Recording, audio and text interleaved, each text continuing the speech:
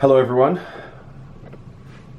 As you can see, I'm super sunburnt. Had an amazing day today down at Morwell. Very excited. As excited as you can be for a JLT game against Collingwood, where we lost. Ended up losing by 4 points. But for me, it was all, nostalgic, and being back in Melbourne and being back watching the boys play again. It was just super exciting. And I'm very grateful that I got a lift in with my friend Stephen. So shout out to you. And he's actually one of the best lawyers in Melbourne, commercial, criminal, property, whatever you need. I'll put his email in the description below, and make sure you hit him up if you have any issues or anything that he can help with. On to the game today. I thought it was a little bit flat.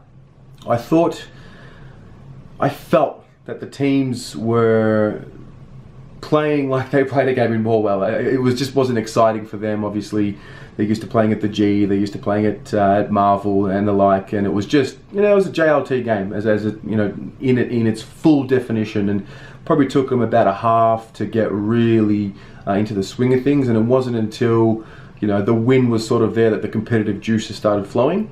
I thought our ball use was a little sloppy in the first half. I thought there were a few little moments there that were really positive. A few standout performances from some individuals, which I will get to in a moment. But yeah, we'll turn our focus to the entire pre-season, now that we've finished JLT and whatnot. So very excited about that. So we'll go in just numerical order as they were named. So Paddy Dow, I thought Paddy Dow, he had some really good moments at times, and he showed his class at times. I thought he covered the ground well. It was more or less just a nice game from him, good to get through unscathed, and really looking forward to seeing what he brings, for the rest of the real stuff, the real season. Murph, I thought Murph was pretty good today. I thought, at times some of his kicks were a little bit wayward, but I think he had 22 touches in the end, and he's really just going through the motions. I think he's very much an experienced guy, a professional. He knows exactly what he needs to do to get the best out of himself, and I'm really looking forward to seeing what he's going to do this season. I've spoken about it in previous episodes about what I think he can do this season with a clear bill of health. I think we're still trying to figure out the role for him, as we are with quite a few other players, which is quite interesting at this time of year. Guys like him, guys like Nick Newman, which I'll touch on in a minute. But yeah, overall I thought it was a pretty good performance by him. I thought Samo was really good today. I thought he was a lot less jolty and a lot less erratic with the way that he just falls in and out of games. I felt like I saw him in and around the contest all day. Again, he's running really well, looks fit, he's tackling well, he's ducking and weaving through traffic. He, a lot like the others in the first half, were a little bit sloppy. But I'm sure that'll come out once round 1, round 2, and round 3 start getting into things when the skills come back into it. Simo is next. I think he had 28 touches today. He was exceptional. He's always brave, and you almost want him to slow down and take it easy, but it's just not in his makeup. So yeah, I thought Simo was exceptional today, along with this next guy, Paddy Cripps. I speak a lot about him, and we all speak a lot about him, and we want to sometimes acknowledge other players, but Cripps is just in a league of his own. And today, again, I've said this before, I said it last week, I don't know if it's the 666 rule or if it's just a lack of intensity because it's JLT, but he looks to be this force. He looks to be this force that when he gets the ball, opposition defenders don't want to tackle him because they know that no matter if they tackle him, he'll get the ball off anyway, and then he sort of leaves the opposition with one man down who's the tackler. And so it's almost as if like they let him go and just sort of corral him and wait until he hands the ball off to the next guy. And he's really coming into his own now. He's really got this aura about him, and it was on full display today. And I mean, he's got a whole nother level to go. Kicked a nice set shot, which I got on film, which was really cool, and on a nice angle. So yeah, really excited to see Cripper fully fit. He did have a bit of a knock. It was at 3/4 time, and he was limping. He was hunched over his knees, but he battled through. I'm not sure what it was, but again, he's a warrior, nothing to slow him down too much. Harry Mackay. Harry played a game today that I feel like he's going to have for the majority of the season. He was sort of in and out of the contest. He has these brilliant flashes of just elite forward play. He kicked 2 quick goals, I think it was one after another. He's got strong hands, he runs really well, he covers the ground well. I thought at times he found himself in the wrong position. It was good that I could actually be at the ground and see his running patterns, and I think he's still trying to work through that. Obviously you've got new midfielders in there, you've got a newish system in there. We're moving the ball a little bit different than what we were last season, and I guess the season before. So yeah, it's slowly coming together for Harry, but very excited. And the moments where he took over were fascinating. And when we get him, Mitch, and Charlie going at the same time, forget about it. It's going to be a problem for the league. Speaking of Mitch McGowan, he was next. I thought he was really quiet today, particularly in the first 3 quarters. I remember talking to some of the members, some of the supporters at 3/4 time, and saying, Mitch is not looking good. He hasn't been around it. He hadn't touched it. It honestly felt like he didn't touch the ball in the first 3. No presence. But he lifted in the 4th quarter, and I think collectively everybody did. Once the win was there to be had, everyone lifted up a notch, and it was good to see him come into the mix again. So, yeah, again, an experienced head, not the best, not the most ideal off-season, but still a pretty strong pre-season compared to some who haven't had any. So, yeah, I think Mitch will take a few weeks throughout the season to get fully fit, but I expect him to be roaring for the majority of it. Liam Jones was next. A guy that does, worry me at times, and some supporters at times, but I thought he was fantastic today. I take my hat off to him. I thought he was really solid. He took strong marks. He sport when he needed to. He positioned himself well. Where we're getting hurt is sort of on the quick fast break going the other way, and that's, you could argue that is something that he needs to get better at in terms of his positioning. But when it came to his one-on-one work today, I thought he was pretty good. So well done to him. Sam Walsh, he just continued on from the week before. He finds the ball, he evades people, he's got this composure about him, he doesn't panic. All signs point to him being a fantastic player for us. He had a shot at the end of the game to win it, which he unfortunately missed, and in a sense I'm kind of happy he did miss, because I can only imagine the hype that would have been thrown on him again. And so yeah, with that comes some sort of settling agent, I guess, and hopefully we can settle down and just let him play as he will. But yeah, very excited to see him play round 1, and to be honest, I just can't wait to get this kid to 50 games and see where we are there. So very excited about him. Lockie Plowman, he was good today. He had a few rusty moments in that first quarter. But as the game wore on, he got much better, and he positioned himself well. He was strong. He threw his body around. He did the things that we desperately need him to do this year. He really needs to step up and become a little bit more of a leader. Doesn't necessarily need to be vocal, but he definitely needs to own his position down back and be reliable. So yeah, it was a good step for him, and it's been an okay pre-season. Jared Garlett. I'm a little bit worried about Jared Garlett and where he fits in the side. I'm not sure he's ready to play across that half back, when it comes to the regular season. I don't think he'll be in our round 1 team. I haven't got him in there right now. I think he'll be starting in the VFL and he'll push his way up.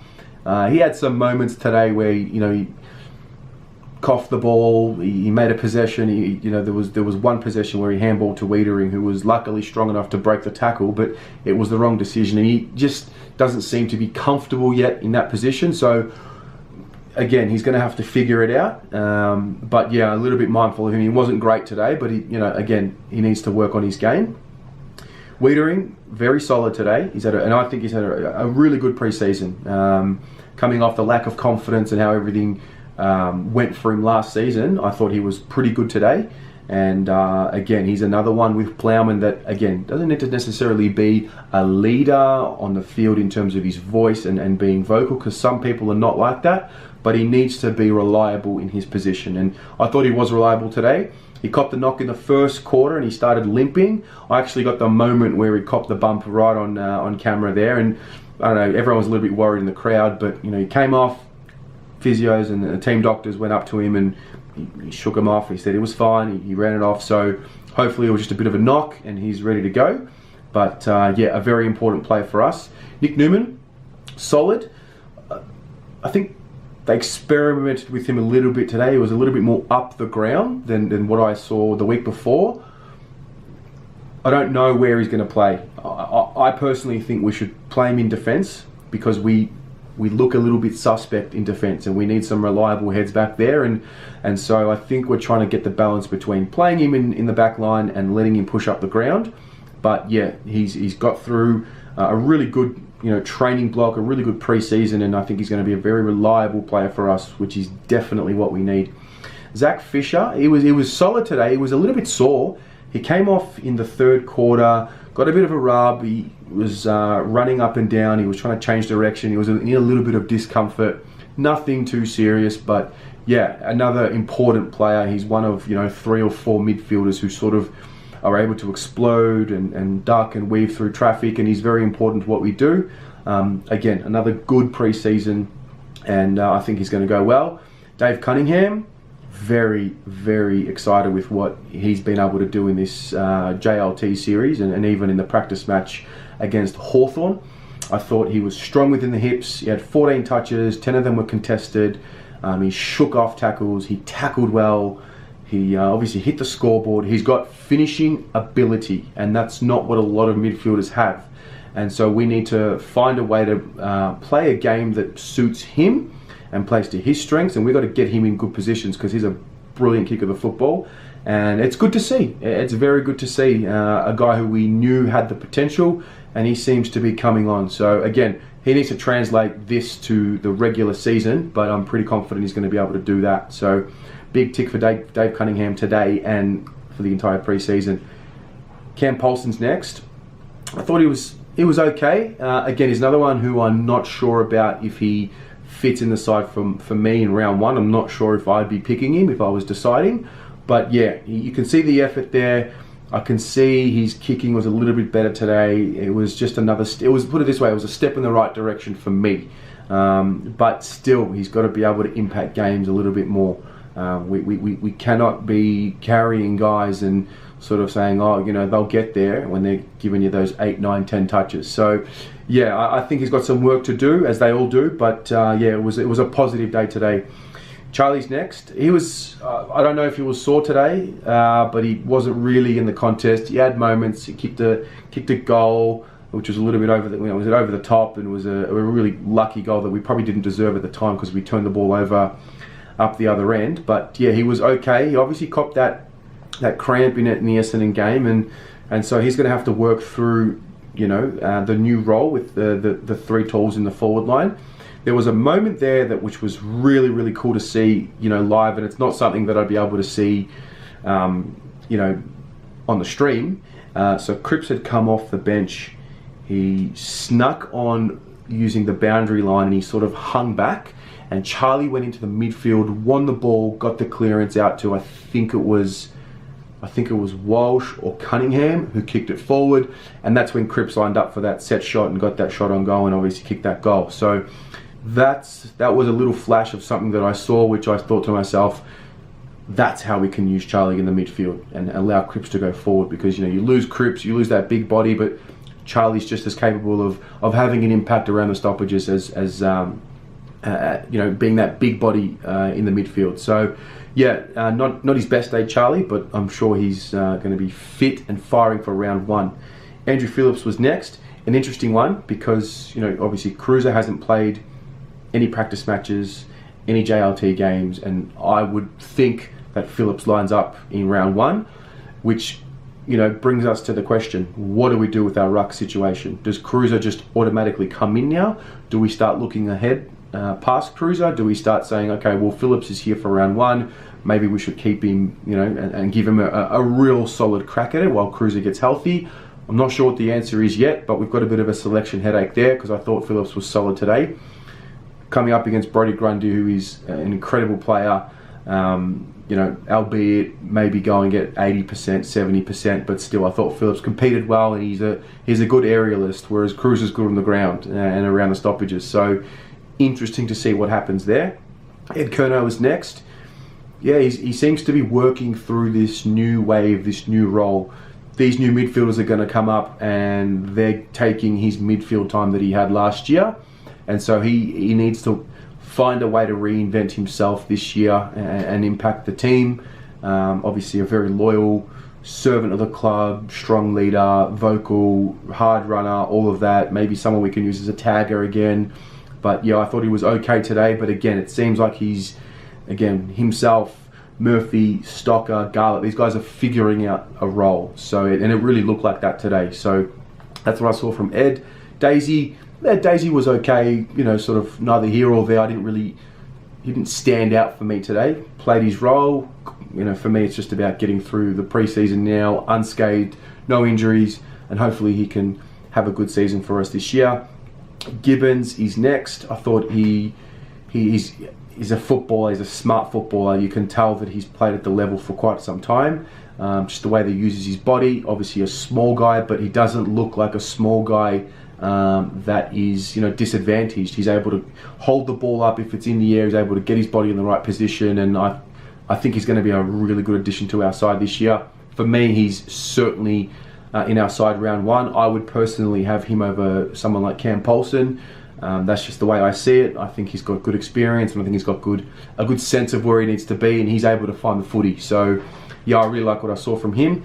And finally, Will Setterfield, really impressed with him. He's looking really lean, but he hasn't really lost any strength. He's got this ability, very much like Paddy Cripps, to hold the ball with two hands over the tackle and then get his handball off, and that's going to be great when it comes to the contested side of things. You know, we came up against arguably the best midfield in the competition today, and he definitely held his own. You can still tell that he's got some ways to go, but yeah, there were moments there where, you know, even out in the fast break, he lowered his eyes, hit his target, and then in the contest he was very strong, and I think he's just going to get better and better as the season goes on. So yeah, very excited to have this pre-season done. We've got a week or so until round one. I'm back in Tel Aviv on the 19th of March, so I'll be streaming, back to the streaming life, but you know, at least I got to see a game up live. Great to see some of you in the crowd. Thank you for some of you that came up and said hello. It's really cool to meet you in person, and obviously, you know, we talk online, but you know, it's different when you meet in real life, and hopefully when I'm down next time I can speak to a few more of you, and yeah, let's get this season going. It's going to be a very exciting one. It's going to be a lot better than last year, that's for sure, and yeah, go Blues.